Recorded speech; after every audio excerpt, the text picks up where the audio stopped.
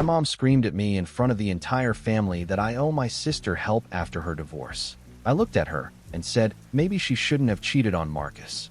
The room went dead silent. Mom's face turned white. Nobody has spoken to me since. My name's Jake. I'm 33, and about 3 weeks ago I committed what my family is calling the worst act of betrayal since my Uncle Reggie wore a Cowboys jersey to my grandfather's funeral. Except what I did was apparently worse than disrespecting the dead, because at least Reggie still gets invited to Thanksgiving. Me? I'm currently in what I can only describe as familial exile. My mom won't answer my calls. My dad sends me texts that just say disappointed, with no punctuation, which somehow makes it worse. And my sister, the person at the center of all of this, has blocked me on every platform known to mankind, including LinkedIn, which I didn't even know she had. But I'm getting ahead of myself.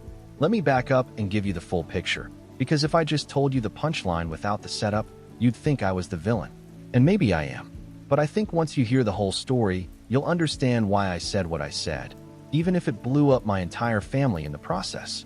So here's the deal. I grew up in a pretty standard middle-class family in the suburbs outside of Richmond, Virginia. My dad, Glenn, worked for a logistics company for about 30 years. My mom, Diane, was a dental hygienist who went part-time once my sister and I were in school. My sister's name is Paige, and she's 2 years older than me. Growing up, Paige and I were close in the way that siblings who share a bathroom are close, which is to say we tolerated each other and occasionally had fun doing it. But here's the thing about my family that I didn't fully understand until I was well into my 20s. Paige was the star, not in a cruel, Cinderella and the evil stepsisters kind of way. It was subtler than that. Paige was the one whose report cards went on the fridge. Paige was the one whose dance recitals my parents never missed, while my baseball games were hit or miss depending on whether my dad had overtime. Paige was the one who got the newer car when she turned 16 because she needed something reliable, while I inherited a 2003 Honda Civic with a passenger door that only opened from the outside. Again, none of this was extreme. I wasn't locked in a cupboard under the stairs. But there was always this unspoken understanding in our house that Paige's needs were the priority, and mine were the leftovers. When college came around, my parents helped Paige with her tuition. Not all of it, but a solid chunk. When it was my turn, the money had dried up, and I was told to apply for scholarships and figure it out. I did. I worked 2 jobs through school, graduated with a degree in accounting, and clawed my way into a decent career. I'm not bitter about it. Okay, maybe a little bitter, but I've made peace with the fact that I'm the bootstrap kid and Paige is the golden child. It is what it is. Now, Paige married a guy named Marcus when she was 26. Marcus was one of those guys who seemed perfect on paper. Good looking, good job in pharmaceutical sales, drove a nice truck, knew how to charm parents. My mom loved Marcus like he was the son she always wished she'd had, which was a fun thing to witness as her actual son sitting right there at the dinner table. My dad thought Marcus was solid. Even I liked the guy, honestly. He was easy to talk to, always brought good beer to cookouts, and never made things weird. They had a big wedding. My parents helped pay for it. I was a groomsman because Paige asked me to be, and I'll admit the whole thing was a nice time. They bought a house in a decent neighborhood, got a golden retriever named Biscuit, and posted enough photos on social media to make you believe they were living inside a catalog for wholesome American life. For about 5 years, everything seemed fine. Marcus and Paige came to family dinners. They hosted a 4th of July party every year. My mom would talk about them like they were a case study in what a successful marriage looks like, usually while glancing at me, the perpetually single accountant who spent most weekends watching basketball and eating takeout. I dated here and there, but nothing stuck. I was okay with that. I had a good life. Good apartment, good friends, a job that paid well, and didn't make me want to drive into a ditch every morning. Not everyone needs the white picket fence on the same timeline. Then, about 8 months ago, the cracks started showing. Paige started showing up to family dinners alone. Marcus was always working late or traveling for a conference. My mom didn't seem concerned. She'd wave it off and say that's just how it is when you're building a career. But I noticed things. Paige looked tired. Not just physically, but the kind of tired that sits behind your eyes and doesn't leave no matter how much sleep you get. She was shorter with people, quicker to snap, and she stopped posting those perfect photos online. I tried to ask her about it once. We were at my parents' house for a Sunday dinner, and I caught her alone in the kitchen while she was refilling her wine glass. I said something like, "Hey, is everything okay with you and Marcus?" She looked at me like I'd asked her to solve a calculus problem on the spot. Then she said, "Everything's fine, Jake. Mind your own business." And that was that. About 2 months later, Paige announced that she and Marcus were getting divorced. She showed up at my parents' house on a Saturday morning, mascara streaked, overnight bag in hand, and told them it was over. My mom went into full crisis mode, crying, hugging, making tea, calling her sister for backup. My dad sat in his recliner, looking like someone had told him the Braves were relocating to Canada. The whole family rallied around Paige like she was a wounded soldier coming home from war. And look, I get it. Divorce is brutal. I'm not heartless. When I heard, I texted Paige and told her I was sorry and that I was there for her if she needed anything. She sent back a thumbs up emoji, which felt about right for our relationship. The story that was fed to the family went like this. Marcus had changed. He'd become distant, cold, and selfish. He stopped being a partner. He checked out of the marriage. Paige tried everything: therapy, date nights, conversations, but Marcus just wouldn't meet her halfway. She had no choice but to leave for her own mental health. It was a clean narrative. Sympathetic protagonist, clear villain. My mom ate it up. She started referring to Marcus as that man, like he was a war criminal. And for a while, I bought it too. Why wouldn't I? I had no reason to doubt my sister. Marcus didn't reach out to me or anyone in my family after the split, which seemed to confirm the story.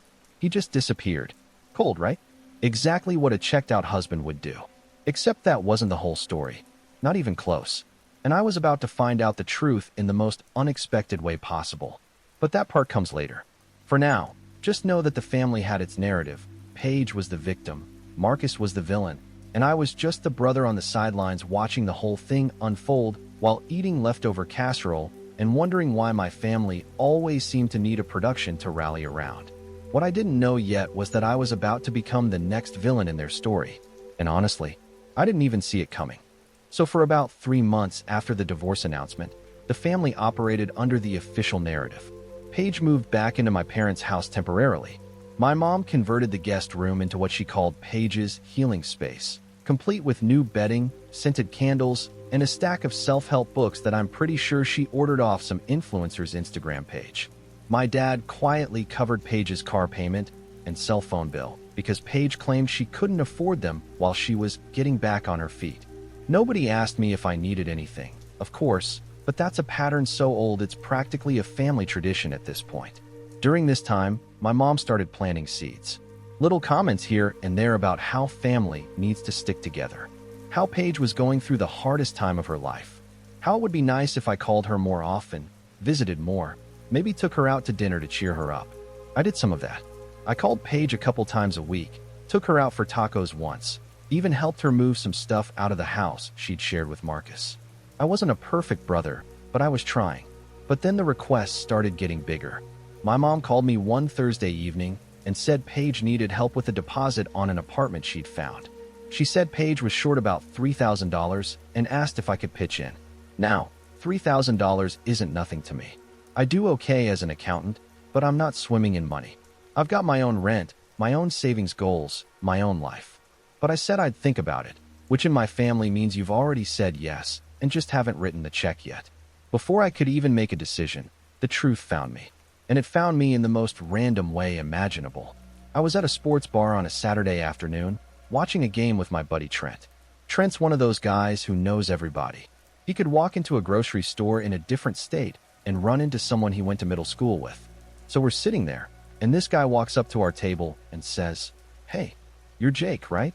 Paige's brother." I said, "Yeah." He introduced himself as Owen. Said he worked with Marcus at the pharmaceutical company. I figured he was about to say something sympathetic about the divorce, maybe ask me to pass along well wishes or something. Instead, Owen sat down, ordered a beer, and proceeded to blow my entire understanding of the last 6 months wide open. He told me that Marcus didn't check out of the marriage. Marcus found out that Paige had been having an affair. Not a one-time mistake, not a drunken slip-up at a work party. A full-blown, months-long affair with a guy named Drew who she'd met through a friend's birthday dinner. Owen said Marcus was devastated when he found out. That Marcus had tried to get Paige to go to counseling, but she refused because she didn't think she'd done anything wrong. She told Marcus that if he couldn't get over it, that was his problem. Marcus eventually moved out because he couldn't stand being in the same house with someone who wouldn't even acknowledge what she'd done. I sat there with my beer going warm in my hand, just staring at Owen like he'd told me the earth was actually shaped like a trapezoid. I asked him how he knew all this. He said Marcus had confided in him during the worst of it, and that Marcus had kept quiet publicly because he didn't want to drag Paige's name through the mud, especially with her family. He said Marcus thought Paige would at least be honest with her own parents. Clearly, that didn't happen. I thanked Owen, shook his hand, and spent the rest of the afternoon staring at the TV without actually watching a single play. Trent asked me what was wrong, and I told him. His exact response was, "Bro, that's heavy. You want another round?" Which is honestly the perfect thing to say in that moment. Now here's where things got complicated. I didn't know what to do with this information. Part of me wanted to call Paige and confront her directly. Part of me wanted to tell my parents. Part of me wanted to do absolutely nothing and pretend I never heard any of it. Because here's the thing about family secrets. The person who reveals them doesn't get treated as the hero. They get treated as the grenade. So I sat on it. For about 2 weeks, I carried it around like a rock in my stomach. Every time my mom called to update me on Paige's apartment search or Paige's therapy progress or Paige's journey, I wanted to scream. But I kept quiet. I told myself it wasn't my place. That maybe there were two sides to every story and I should give Paige the benefit of the doubt. Then my mom called me on a Wednesday evening and turned the pressure up to a level I wasn't prepared for. She told me that Paige had found an apartment but needed help furnishing it. She said Paige's lawyer fees from the divorce were piling up. She said Paige was struggling emotionally and financially and that the family needed to come together. And then she said the words that hit me like a truck. She said, "Jake, I think you should give Paige $10,000. $10,000. Not lend. Give." She used the word give very specifically. I almost laughed. I said, "Mom, I don't have $10,000 just sitting around to hand somebody." She said, "You have savings, Jake. You've been single for years with no kids. Where does your money even go?" And that right there told me everything I needed to know about how my family viewed me. Not as a person with my own financial goals and boundaries, but as a resource. An untapped well of money that existed to fund Paige's next chapter. I told her I wasn't comfortable with that number and that I'd already helped Paige in other ways. She got quiet for a second, which in my mom's playbook means she's loading the guilt cannon. Then she said, "I just don't understand why you can't show up for your sister the way she'd show up for you." I wanted to say, when has Paige ever shown up for me? When I graduated college, Paige was on vacation with Marcus. When I got promoted last year, nobody even mentioned it at dinner because Paige was upset about something with her HOA. But I didn't say any of that. I just said I'd think about it and hung up. Over the next couple of weeks, the pressure campaign intensified. My dad called me, which he almost never does, and gave me a halting, clearly rehearsed speech about how family helps family and how he raised me to be generous. My Aunt Cheryl, who I talk to maybe twice a year, suddenly called to tell me how worried she was about Paige and how nice it would be if I stepped up. Even my cousin Brielle, who I'm pretty sure doesn't know my middle name, sent me a text saying she hoped I was being supportive. It was coordinated. My mom had activated the entire family phone tree to guilt me into writing a check, and the whole thing was based on a lie. Paige wasn't the victim of a cold, distant husband. She'd cheated. She'd blown up her own marriage, let Marcus take the blame, and was now financially milking the sympathy she didn't deserve. Every conversation about helping Paige felt like swallowing glass. I knew the truth. They didn't. And the gap between those two realities was getting wider every single day. The worst part was that I still hadn't confronted Paige. I kept telling myself I'd find the right moment, the right words. But honestly, I think I was scared. Not of Paige, but of what would happen to the family once the truth came out. Because I knew in my gut that they wouldn't thank me for it. They'd blame me for ruining the story they'd all agreed to believe. And as it turned out, I was absolutely right about that. Because the moment the truth finally came out, it didn't come out in a calm, measured, one-on-one conversation like I'd planned. It came out at the worst possible moment, in front of the worst possible audience. And it came out because my mom pushed me past the breaking point on a Sunday afternoon in her living room, in front of everyone who mattered. But I'll get to that, because what happened next deserves its own chapter. So the Sunday dinner happened about 3 weeks ago, and I need to set the scene for you because the details matter. My mom had organized one of her family dinners, which sounds casual, but is actually a production that involves assigned seating, cloth napkins, and at least 2 hours of passive-aggressive commentary disguised as conversation. In attendance were my parents, Paige, my Aunt Cheryl, my Uncle Dale, my cousin Brielle, and me. My mom had made her famous pot roast, which she only makes when she wants to create an atmosphere of forced togetherness. The pot roast is basically an emotional weapon in casserole form. Everything was fine for the first hour. We ate, made small talk, and my Uncle Dale told a story about nearly backing his truck into a mailbox that went on about 4 minutes too long. Normal family dinner stuff. Paige was quieter than usual, but my mom kept bringing up her apartment progress like she was Paige's personal publicist. Paige found the cutest curtains. Paige is thinking about getting a new couch. Every sentence was designed to remind the table that Paige was bravely rebuilding her life after her terrible husband destroyed everything. I was doing fine, keeping my head down, eating pot roast, nodding at the right moments. I had no intention of saying anything. I swear on everything I own, I walked into that house planning to keep my mouth shut, eat my dinner, and leave without incident. Then my mom turned to me. She had that look on her face. The one where her eyes get soft, but her jaw gets tight, like she's about to deliver a compliment and a gut punch at the same time. She said, and I'm quoting as close to verbatim as I can remember, "Jake, I've been thinking, and I really feel like it's time for you to step up for your sister. She's going through the hardest thing she's ever been through, and she needs her family.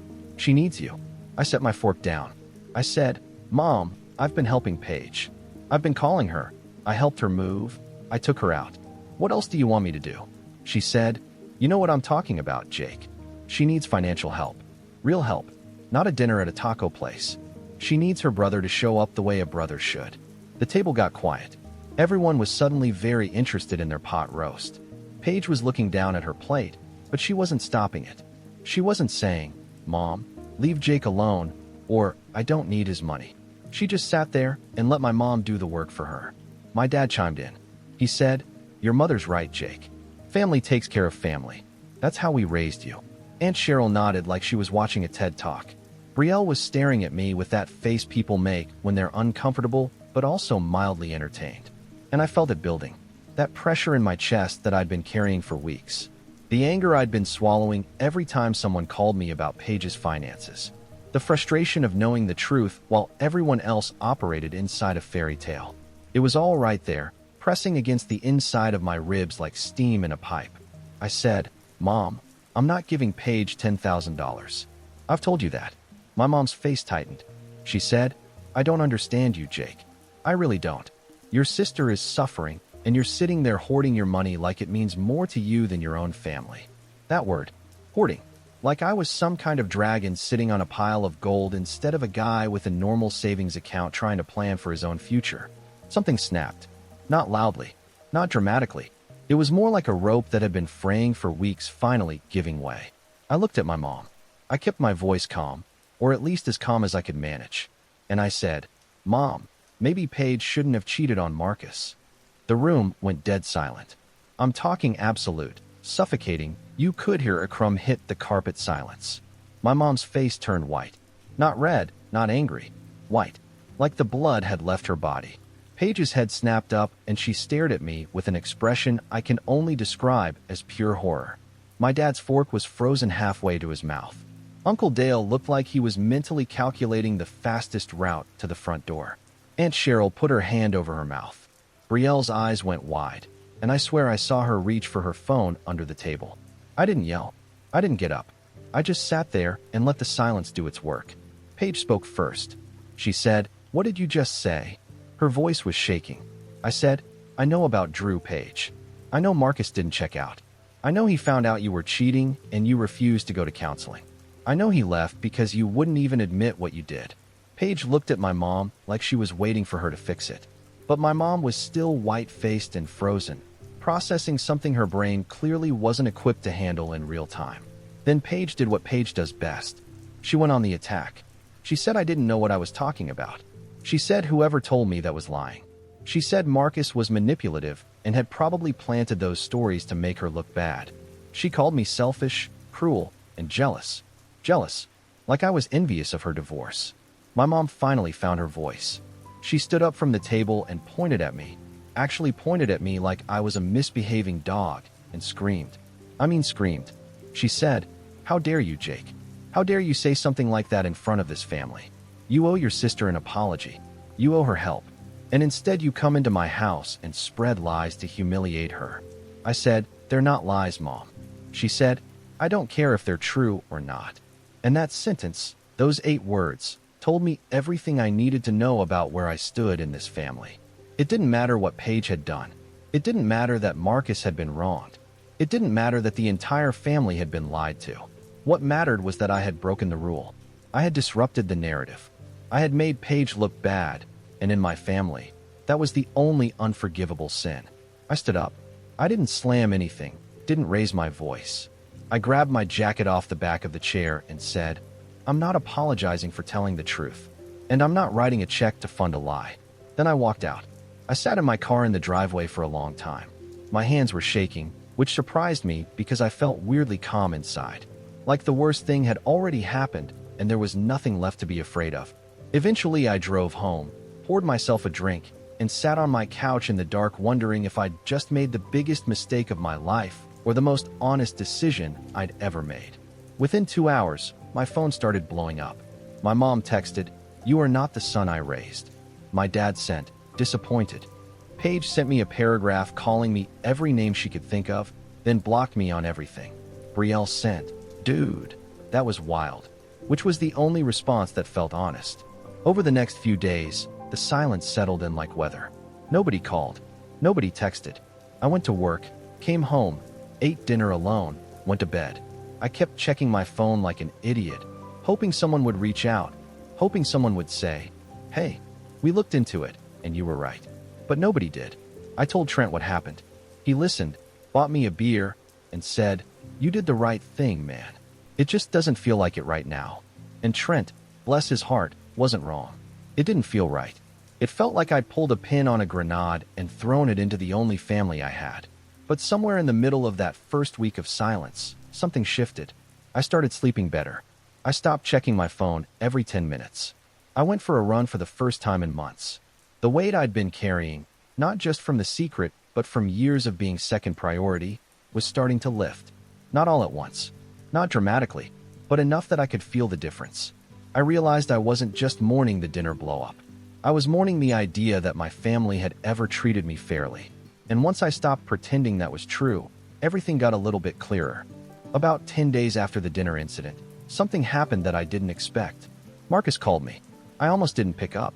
His name popped up on my screen, and I stared at it for 3 full rings, trying to figure out why my sister's ex-husband would be calling me when we hadn't spoken since before the divorce. But curiosity got the better of me, so I answered. Marcus sounded different than I remembered. Quieter, more measured. He said he'd heard through Owen that I knew the truth and that it had caused some problems with my family. I told him that was a generous way to describe what happened. He laughed, but it was the kind of laugh that doesn't have any joy in it. He said he wanted to apologize, not for what happened in the marriage, but for the position I'd been put in. He said he'd stayed quiet because he thought Paige would eventually tell the truth herself, and he didn't want to be the ex-husband who trashed his former wife to her family. He thought silence was the dignified move, but he realized now that his silence had allowed a false story to take root, and that story had put pressure on people like me who didn't deserve it. I told him he didn't owe me an apology. He said he felt like he did, and that he'd been carrying a lot of guilt about how things played out. We talked for almost an hour. He told me things I hadn't heard from Owen, things that painted an even clearer picture. He told me the affair with Drew had gone on for nearly 4 months before Marcus found out. He discovered it because Paige had left her phone unlocked on the kitchen counter one night while she was in the shower, and a message came through that was unmistakably not from a friend. He said he confronted her that same night. She denied it at first, then admitted it, but told him it was his fault for not being emotionally available. He said he offered to go to marriage counseling. She told him counseling was a waste of money and that if he couldn't handle it, maybe he wasn't the man she thought she married. He moved out 2 weeks later. The part that hit me the hardest was what happened next. Marcus said that after he moved out, Paige called him and asked if they could keep things quiet. She said she didn't want her family to know the real reason because it would complicate things. Marcus agreed because, despite everything, he still cared about her and didn't want to blow up her life. So he stayed silent. He let her family think he was the bad guy. He absorbed all of that blame because he thought it was the decent thing to do. And Paige took that decency and weaponized it. She built an entire victim narrative on top of Marcus's silence and used it to extract money, sympathy, and support from everyone around her, including me. After that phone call, I felt something I hadn't felt before. Clarity. Everything made sense now. Paige's defensiveness when I asked about her marriage. Marcus's disappearance. My mom's aggressive campaigning for financial help. It was all built on a foundation of lies, and I'd been the only one willing to say it out loud. Over the next week, I did something I probably should have done from the beginning. I reached out to Brielle. My cousin had always been the most honest person in our family, probably because she was far enough removed from the inner circle to see things clearly. I called her and asked her straight up what the family was saying about me. She didn't sugarcoat it. She said my mom was telling everyone that I'd had a breakdown at dinner and said horrible things to Paige to hurt her, that I was jealous of Paige's life and was acting out because I was lonely and bitter, that I'd made up lies about Paige cheating because I couldn't stand to see the family rally around her instead of me. I have to be honest, that one stung. Not because I believed it, but because I realized that was probably how my mom actually saw me. Not as someone who told an uncomfortable truth, but as a jealous, spiteful person who wanted to tear his sister down. And maybe that narrative was easier for my mom to accept than the alternative, which was that her golden child had been the villain all along. Brielle told me something else that was interesting. She said she'd been doing some digging after the dinner because the divorce story never added up to her. She'd always thought Marcus seemed like a solid guy, not the cold, distant type my mom described. So she reached out to a mutual friend who still talked to Marcus, and that friend confirmed everything. The affair, the refusal to go to counseling, the cover-up. All of it. Brielle said she believed me. She said she was sorry I was going through this, and that she thought the family was being unfair. She also said she was planning to talk to her mom, my Aunt Cheryl, about what she'd learned. I told her she didn't have to get involved, but she said she was already involved the moment she was sitting at that dinner table watching my mom tear into me. A few days later, things started shifting in ways I could feel, but couldn't fully see. Brielle had talked to Cheryl. Cheryl, apparently, had called my mom and asked her directly whether there was any truth to what I'd said. My mom, according to Brielle, had deflected and gotten angry, which Cheryl took as a confirmation. Cheryl then called my dad, who admitted that he'd heard some things, but that my mom didn't want anyone talking about it. So my dad knew, or at least suspected, and he'd still sat at that table and told me he was disappointed. That was the moment I stopped hoping for reconciliation on their terms. I realized that my parents weren't interested in the truth. They were interested in maintaining the story, and anyone who threatened that story was the enemy, even their own son. But here's where things took a turn that I genuinely did not see coming. Paige's narrative started unraveling on its own, without me doing anything. It started when someone in Paige's social circle started talking about Drew. Apparently, Drew wasn't some random guy who disappeared after the affair. He was still in the picture. People had seen Paige and Drew together at restaurants, at a concert, out shopping. She'd been dating him openly, which wasn't a problem on its own since she was divorced. But the optics of publicly dating the guy you cheated with while telling your family your ex-husband was the reason your marriage failed was a look that even Paige couldn't spin. My mom found out about Drew through one of her friends who'd seen Paige at a coffee shop holding hands with a guy who definitely wasn't Marcus. My mom confronted Paige, and Paige reportedly told her it wasn't a big deal and that she'd started seeing someone new. My mom, not being stupid, asked how long she'd known him. Paige fumbled the answer. And just like that, the fortress started crumbling. Brielle kept me updated through texts. She said Cheryl had told my mom that she owed me an apology. My mom reportedly said she wasn't ready for that conversation. My dad hadn't said anything to anyone, which was his default setting for any situation that required emotional courage. And Paige had gone quiet, pulled back from family events, and was apparently furious that people were spreading her business. I found that last part almost funny. Her business. The truth about what she did wasn't other people's business to spread. It was just the truth. And the only reason it felt like an invasion was because she'd worked so hard to bury it. I didn't gloat. I didn't send any "I told you so" messages. I just kept living my life. Going to work, seeing Trent on weekends, running in the mornings. I'd found a rhythm that felt steady and real, and for the first time in a long time, I didn't feel like I owed anyone an explanation for how I was living. But I knew a conversation was coming. My mom might not be ready for it, but the truth had a way of creating its own timeline. And when that conversation finally happened, I wanted to be ready. Not to fight, not to prove a point, but to say the things I'd been holding back for years, not just about Paige, but about all of it. The favoritism, the double standards, the way I'd been treated like a supporting character in my own family's story. That conversation came sooner than I expected, and it came because my mom finally picked up the phone. My mom called me on a Thursday evening, about 3 weeks after the dinner blow-up. I was eating leftover Thai food and watching a documentary about some guy who tried to sail around the world in a boat he built in his garage. It didn't end well for him, which felt appropriate for my current situation. When I saw her name on my screen, my first instinct was to let it ring.